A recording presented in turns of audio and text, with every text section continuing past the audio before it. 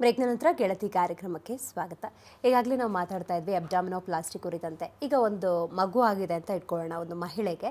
ಆನಂತರ ಅವರು ಅಬ್ಡಾಮಿನೋಪ್ಲಾಸ್ಟಿ ಮಾಡ್ಕೊಂಡಿದ್ದಾರೆ ಅಂತ ಹೇಳಿದ್ರೆ ಆ ನಂತರದ ಸಂದರ್ಭದಲ್ಲಿ ಮಗು ಬೇಕು ಅಂತ ಏನಾದರೂ ಪ್ಲಾನ್ ಮಾಡೋದಾದ್ರೆ ಇಲ್ಲಿ ಏನೂ ತೊಂದರೆಗಳಾಗೋದಿಲ್ವಾ? ಇಲ್ಲ, ಏನೂ ತೊಂದರೆ ಆಗಲ್ಲ. ಯಾಕೆಂದರೆ ಸ್ಕಿನ್ ಮತ್ತೆ ಸ್ಟ್ರೆಚ್ ಆಗುತ್ತೆ ಅಷ್ಟೇ. ಸ್ಕಿನ್ ಅಷ್ಟೇ ಸ್ಟ್ರೆಚ್ ಆಗುತ್ತೆ. ಮತ್ತೆ ಅದನ್ನು ಅವಾಗ ನಾವು ಬೇಕು ಅಂದರೆ ಅಬ್ಡಾಮಿನೋಪ್ಲಾಸ್ಟಿ ಮಾಡ್ಬೋದು. ಅವಾಗ ಅದರಷ್ಟು ತೆಗಿಯೋಕ್ಕಾಗಲ್ಲ, ಯಾಕಂದರೆ ಫ್ಯಾಟ್ ಮೊದಲೇ ತೆಗೆದಿರ್ತೀವಿ. ಈಗ ಬರೀ ಸ್ಕಿನ್ ಅಷ್ಟೇ ಇರುತ್ತೆ. ಸ್ಟ್ರೆಚ್ ಆಗಿರೋ ಸ್ಕಿನ್ನನ್ನು ಮತ್ತೆ ಸ್ಟಿಚ್ ಮಾಡ್ಬೋದು. ಓಕೆ, ಸೇಮ್ ಟೈಮ್ ಈಗ ಇನ್ನೊಂದು ಕ್ವಶನ್ ಏನಂತ ಹೇಳಿದ್ರೆ, ಈಗ ಒಂದು ಮಗು ಆಯಿತು, ಸಹಜವಾಗಿ ರಿಂಕಲ್ಸು ಅಥವಾ ಏನು ಮಾರ್ಕ್ಸ್ ಎಲ್ಲ ಬಂತು, ಪ್ಲಾಸ್ಟಿ ಮಾಡಿದ್ದಾರೆ. ಆನಂತರ ಸಂದರ್ಭದಲ್ಲಿ ಮತ್ತೆ ಮಗು ಆಯಿತು, ಮತ್ತೆ ಈ same lines, stretch marks, same time lower fat ಎಲ್ಲ ಮತ್ತೆ ಅಕ್ಯುಮುಲೇಟ್ ಆಗುತ್ತೆ ಅಂತ ಹೇಳೋದಾ ನೀವು? ಫ್ಯಾಟ್ ಅಕ್ಯುಮುಲೇಟ್ ಆಗಲ್ಲ, ಬಟ್ ಸ್ಟ್ರೆಚ್ ಮಾರ್ಕ್ಸು ಮತ್ತು ಸ್ಕಿನ್ ಸರ್ಫೇಸ್ ಏರಿಯಾ ಜಾಸ್ತಿ ಆಗೋದು ಆಗುತ್ತೆ ಮತ್ತೆ. ಹಾಗಾಗಿ ಫ್ಯಾಮಿಲಿ ಕಂಪ್ಲೀಟ್ ಮಾಡಿ ಮಾಡೋದು ಒಳ್ಳೆಯದು. ಇನ್ ಕೇಸ್ ಗ್ಯಾಪ್ ಜಾಸ್ತಿ ಆಯಿತು, ಒಂದನೇ ಮಗು ಎರಡನೇ ಮಗುಗೆ, ಅವಾಗಲೂ ಕೆಲವು ಮಾಡಿಸ್ತಾರೆ.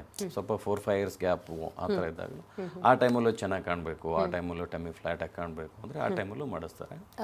ಮತ್ತು ನೆಕ್ಸ್ಟ್ ಬೇಕಿದ್ರೆ ಅದು ಸೆಕೆಂಡ್ ಪ್ರೆಗ್ನೆನ್ಸಿ ಆದಮೇಲೆ ಮತ್ತೆ ಮಾಡ್ಬೋದು. ಓಕೆ, ಈಗ ನಾರ್ಮಲ್ ಡೆಲಿವರಿ ಅಥವಾ ಸಿಸೇರಿಯನ್ ಆದಮೇಲೆ ಈ ಥರ ಏನಾದರೂ ಪರ್ಟಿಕ್ಯುಲರ್ ಆಗಿದೆಯಾ? ಸಿಸೇರಿಯನ್ ಮಾಡಿದವ್ರಿಗೆ ಮಾಡಬೇಕು, ನಾರ್ಮಲ್ ಡೆಲಿವರಿ ಆದವ್ರಿಗೆ ಮಾಡಬಹುದು, ಆ ಥರ ಏನಾದರೂ ಇದೆಯಾ? ಇಲ್ಲ, ಯಾರಿಗಾದರೂ ಮಾಡ್ಬೋದು.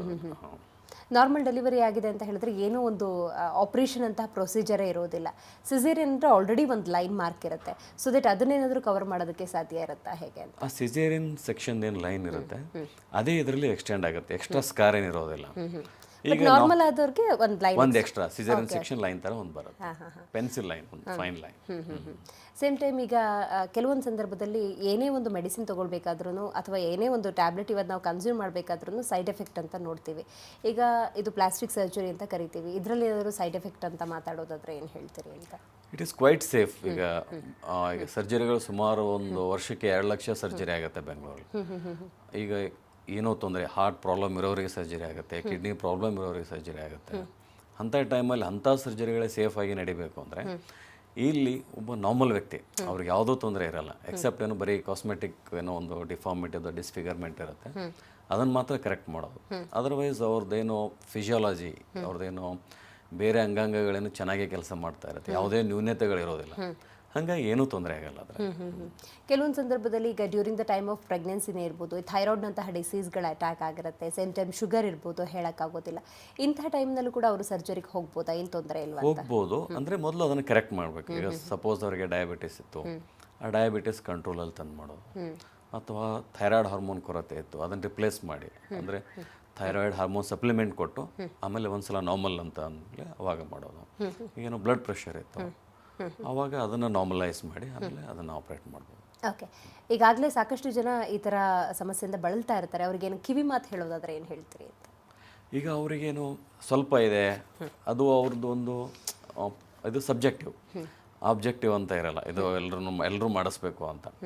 ಅವರು ಕೆಲವರು ಅದ್ರ ಬಗ್ಗೆನೇ ಯಾರು ಯೋಚನೆ ಮಾಡ್ತಾ ಇರ್ತಾರೆ, ಅಂದರೆ ಅದು ಅವ್ರ ಮನಸ್ಸಲ್ಲಿ ಕೂತಿರುತ್ತೆ. ಈಗ ನಂದೇನೋ ಸ್ವಲ್ಪ ಇಲ್ಲಿ ದಪ್ಪ ಇದೆ, ರಿಂಕಲ್ಸ್ ಇದೆ, ಇಲ್ಲಿ ಸ್ವಲ್ಪ ಬೇಬಿ ಫ್ಯಾಟ್ ಜಾಸ್ತಿ ಇದೆ, ಅಂಥವ್ರ ಮನಸ್ಸಿಂದ ಮೈಂಡಿಂದ ಅದನ್ನು ತೆಗೆದು ಬಿಡೋದು. ಓಕೆ, ಅದನ್ನು ಇದನ್ನು ಮಾಡಿಸ್ಬಿಟ್ರೆ ಅವ್ರ ಮೈಂಡಿಂದ ಹೋಗ್ಬಿಡುತ್ತೆ. ಈಗ ಇರ್ಲಿ ಬಿಡು, ಏನಿದ್ದಷ್ಟಕ್ಕೆ ಇರುತ್ತೆ ಅಂದರೆ ಅವ್ರ ತಲೆ ಕೆಡಿಸ್ಕೊಳ್ಳೋದು. ಹೌದು. ಓಕೆ, ಗೆಳತಿ ಕಾರ್ಯಕ್ರಮಕ್ಕೆ ಬಂದು ಆತ್ಮವಿಶ್ವಾಸದ ನುಡಿಗಳನ್ನು ಮಹಿಳೆಯರಿಗೆ ತಿಳಿಸ್ಕೊಟ್ಟಿದ್ದೀರಿ, ಧನ್ಯವಾದ ನಿಮಗೆ. ಓಕೆ, ನಮಸ್ಕಾರ. ಸೊ ನೋಡಿದ್ರಲ್ಲ ವೀಕ್ಷಕರೇ, ಇವತ್ತಿನ ಗೆಳತಿ ಕಾರ್ಯಕ್ರಮವನ್ನು ಅಬ್ಡಾಮಿನೋಪ್ಲಾಸ್ಟಿ ಅನ್ನುವಂತಹ ಸರ್ಜರಿ ಕುರಿತಂತೆ ಇವತ್ತು ನಾವು ಮಾತನಾಡಿದಾಗಿತ್ತು. ಸಾಕಷ್ಟು ಸಂದರ್ಭದಲ್ಲಿ ತಾಯ್ತನ ಅಂತ ಆದ ನಂತರ ಯಾರೂ ಕೂಡ ತಮ್ಮ ಶರೀರದ ಬಗ್ಗೆ ಸಹಜವಾಗಿ ಮಹಿಳೆಯರು ತಲೆ ಕೆಡಿಸ್ಕೊಳ್ಳೋದಿಲ್ಲ. ಇದರಿಂದ ಆತ್ಮವಿಶ್ವಾಸದ ಕೊರತೆ ಕೂಡ ಉಂಟಾಗುತ್ತೆ. ಆ ನಂತರದ ಸಂದರ್ಭದಲ್ಲಿ ತಮ್ಮ ಸೌಂದರ್ಯದ ಬಗ್ಗೆ ಗಮನ ಹರಿಸಿದ್ರು ಆವಾಗ ಏನು ಮಾಡೋಕ್ಕಾಗೋದಿಲ್ಲ ಅಂತ ಆಶಿಸ್ತಾ ಇರ್ತಾರೆ. ಆದರೆ ಇವತ್ತಿನ ಅಬ್ಡಾಮಿನೋಪ್ಲಾಸ್ಟಿ ಕುರಿತಂತೆ ನೀವು ಮಾಹಿತಿಯನ್ನು ಪಡ್ಕೊಂಡಿದ್ದೀರಿ. ಈ ಮೂಲಕ ನಿಮ್ಮ ಆತ್ಮವಿಶ್ವಾಸವನ್ನು ಹೆಚ್ಚಿಸ್ಕೊಳ್ಬಹುದು ಅನ್ನೋದನ್ನು ಡಾಕ್ಟರ್ ಇವತ್ತು ನಿಮಗೆ ತಿಳಿಸ್ಕೊಟ್ಟಿದ್ದಾರೆ ಅಂತ ಹೇಳ್ತಾ ಇವತ್ತಿನ ಕಾರ್ಯಕ್ರಮವನ್ನು ಮುಗಿಸ್ತಾ ಇದ್ದೀವಿ. ನೋಡ್ತಾ ಇರಿ ಸರಳ ಜೀವನ, ಮನುಕುಲದ ಒಳಿತಿಗಾಗಿ.